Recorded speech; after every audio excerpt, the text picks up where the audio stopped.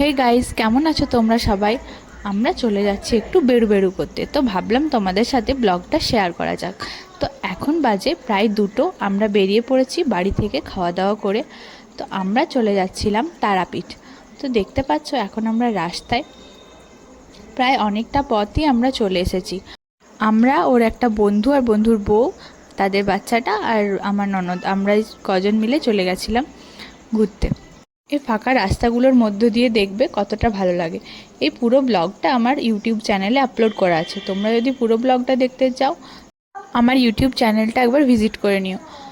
তো দেখতে পাচ্ছ আমাদের পৌঁছাতে অনেকটাই রাত হয়ে গেছে, প্রায় 7:30 8টা বেজেই গেছিলো।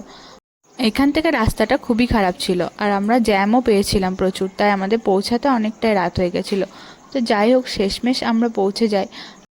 পৌঁছে দেখি হোটেলটা খুবই সুন্দর। আমরা একটু সারপ্রাইজ ছিলাম, যেহেতু আমাদেরকে বলেনি। জানতাম যে একটা ভালো হোটেল করবে, কিন্তু এতটা সুন্দর হবে সেটা ভাবতে পারিনি। মনসোনা তো আমার ঘুরতে পেলে আর কিছুই চায় না, খেতেও ভুলে যায়। তো যাই হোক, ও খুব খুশি হয়েছিল। তারপরে এসেই পেয়ে গেছে ওর জাম্পিং।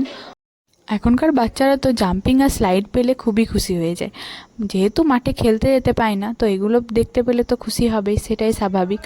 আমরা একটু বাইরে ঘোরাঘুরি করছিলাম, দেখছিলাম চারিদিকটা ঘুরে কীরকম।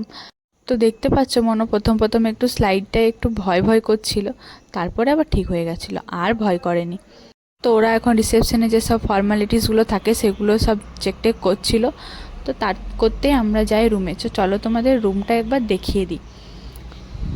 দেখতে পাচ্ছ রুমগুলো ছিল খুবই পরিষ্কার, খুবই সুন্দর আর খুব কমফোর্টেবল ছিল সব কিছুই। তো আজকের ব্লগটা এখানেই শেষ করলাম। আমার ব্লগটা ভালো লাগলে আমার চ্যানেলটাকে প্লিজ লাইক অ্যান্ড সাবস্ক্রাইব করে দিও সব।